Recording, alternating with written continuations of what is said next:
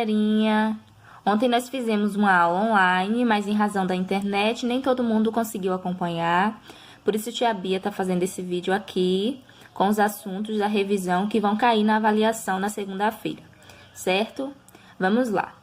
Como nós sabemos, temos uma avaliação interdisciplinar na segunda-feira, onde cairá conteúdos de todas as disciplinas, certo? Então, vamos à revisão. Vamos começar com português. O primeiro assunto que nós vamos revisar é carta. Quem lembra do gênero textual carta? Quem lembra para que serve esse envelope da imagem? Lembram que tia Bia levou um envelope desse e mostrou lá na sala?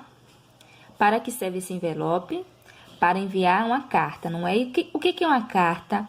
A carta é um tipo de texto onde as pessoas usam para se comunicar, né? Para mandar informação, contar notícias, novidades. A função da carta é essa, né? Você escreve um texto, ou contando novidades, ou contando uma notícia, ou pedindo informação, ou dando informação a uma pessoa. A carta tem alguns elementos, né? A carta pessoal. O primeiro elemento é local e data, ou seja, toda vez que a gente escreve uma carta, a gente tem que colocar o município de onde estamos escrevendo e a data em que a carta está sendo escrita. Então, o remetente, que somos nós, quem escrevemos e quem irá enviar, vai colocar lá o local de onde está escrevendo e a data. Na saudação inicial, nós vamos fazer um cumprimento, né? E esse cumprimento vai acompanhar o nome do destinatário. O destinatário é a pessoa para quem estamos escrevendo. E o que vai ser a saudação inicial? É um cumprimento que você faz para a pessoa. Oi, bom dia, tudo bem, como está? São esses cumprimentos que são considerados saudação inicial. Aí depois vamos colocar o nome do destinatário, a pessoa para quem a gente está escrevendo, certo? Depois nós vamos escrever a mensagem, ou seja, o texto, a informação que nós queremos transmitir na carta para aquela pessoa. Esse texto que a gente escreve, passando a informação que a gente quer passar, se chama de mensagem. E a saudação final ou despedida, que é uma mensagem, uma frase de despedida. Normalmente a gente termina, até breve, beijos, fique com Deus. Essas são saudações finais, ou seja, despedida. Por fim, a nossa assinatura, né, a assinatura do remetente, da pessoa que está escrevendo, ou seja, né, a sua assinatura. Outro assunto que vimos é a divisão silábica e número de sílabas. Como vocês podem observar nos slides, todos os slides estão com as páginas enumeradas do livro, certo? Se vocês quiserem acompanhar com o livro, é só olhar aí o número da página que está no slide. Tia Bia trouxe algumas palavras com a separação de sílaba. A primeira palavra é mãe. Mãe não se separa a sílaba, né? Porque a palavra mãe só tem uma sílaba. A palavra livro é separada em duas sílabas, livro. A palavra querido é separada em 3 sílabas, querido. E a palavra sentimento em 4 sílabas, sentimento. Então, nós estamos vendo a quantidade de sílabas que separamos cada palavra. E aí, nós vamos falar das palavras monossílabas, dissílabas, trissílabas e polissílabas. As palavras, elas são classificadas de acordo com o número de sílabas. As palavras monossílabas são palavras formadas por uma sílaba. Exemplos: mão, pai, pá. Essas palavras não se separam as sílabas porque só tem uma sílaba. Então, são chamadas de monossílabas. As palavras dissílabas são palavras formadas por 2 sílabas. Exemplos: trovão, circo e tenda. Então, quando nós separamos a palavra e ela tem 2 sílabas, elas são chamadas de dissílabas. As palavras trissílabas são palavras formadas por 3 sílabas. Exemplos: amigo, gaveta, presente e as palavras polissílabas, que são as palavras formadas por 4 ou mais sílabas. Exemplos: amizade, educação, literatura. Então, note, a palavra literatura tem 5 sílabas. Então, a partir de 4 sílabas a mais, as palavras são chamadas de polissílabas. E vocês vão saber se elas são monossílabas, trissílabas, dissílabas ou polissílabas, se vocês fazerem a separação de sílaba. Quando vocês fazem a separação, vocês sabem a quantidade de sílabas que ela tem, e aí você pode classificar as palavras. Outro assunto que nós vimos foram os encontros vocálicos. Os encontros vocálicos são encontros de 2 ou mais sons de vogais em uma mesma palavra. Ou seja, quando em uma palavra tem 2 ou mais vogais, nós chamamos de encontros vocálicos. E eles são classificados como ditongo. Se 2 sons vocálicos estiverem na mesma sílaba, se chama ditongo. Exemplo: leite, caixa.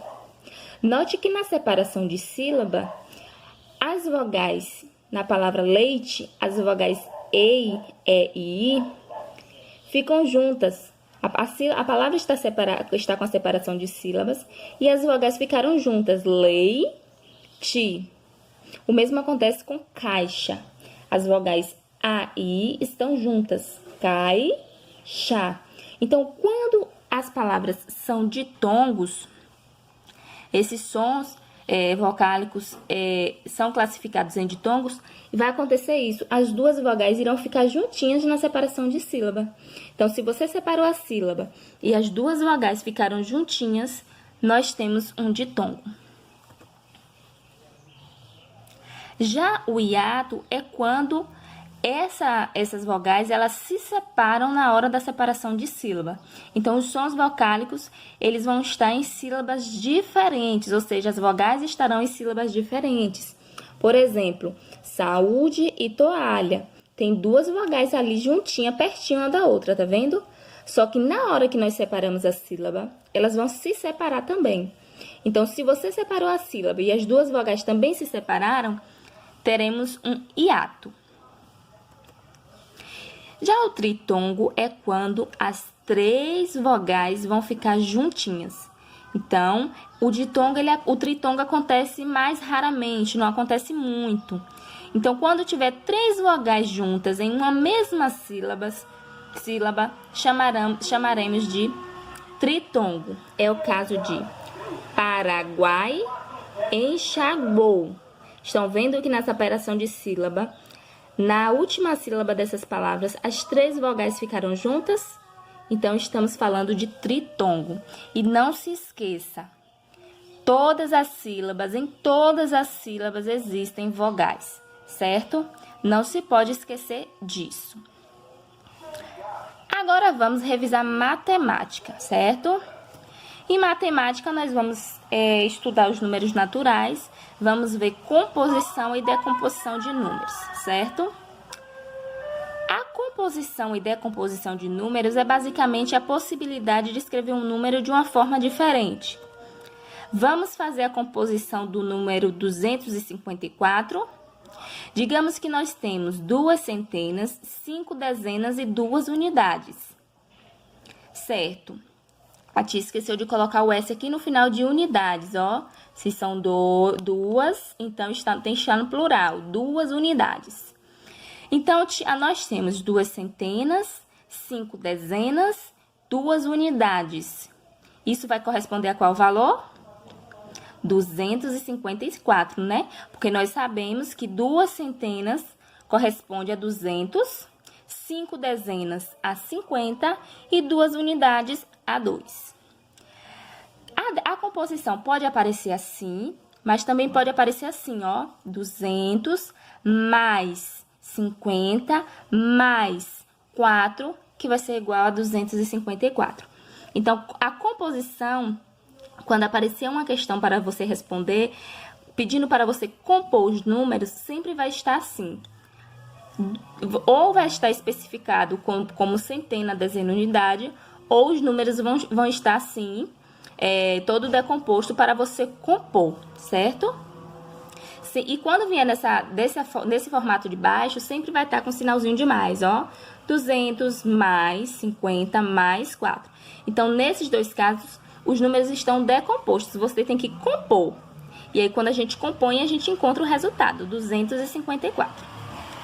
Vamos agora fazer a decomposição. Agora no número 341. Temos o número 341 e embaixo também. Aí, nós vamos compor, né? Vamos decompor, na verdade, porque já está composto aqui, né? 341, o número está formado. Nós vamos decompor, dividir ele em partes. Podemos dividir assim, 300 mais 40 mais 1, ou podemos dividir ele assim, 3 centenas, que corresponde a 300, 4 dezenas, que corresponde a 40, e 1 unidade, que corresponde a 1, certo? Nós também vamos ver números antecessores e sucessores. O número antecessor de um número natural qualquer é aquele número que aparece à sua esquerda, ou seja, que vem antes.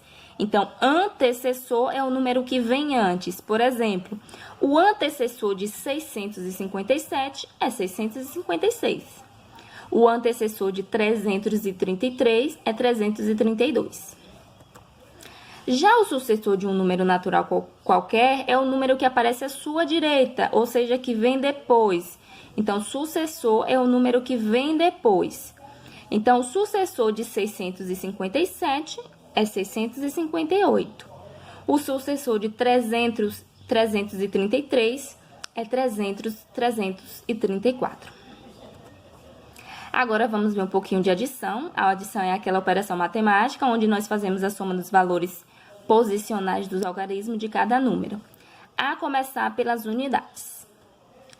Temos aqui a operação 1452 mais 231. E aí, não podemos esquecer dos termos. Primeira parcela, ou primeiro termo, segunda parcela, ou segundo termo, e o resultado que vai ser a soma ou total. E aí, a gente pode calcular, começando das unidades para as unidades de milhares. 2 mais 1, 3. 5 mais 3, 8.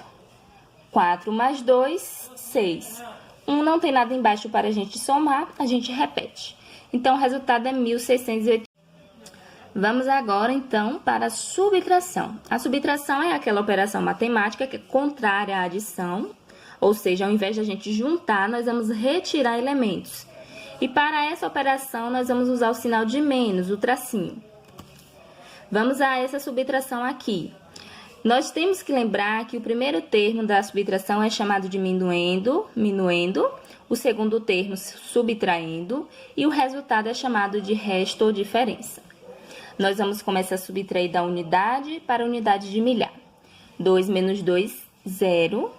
7 menos 3, 4. 4 menos 1, 3. E 1 menos 1, 0. Então, o resultado é 340, certo?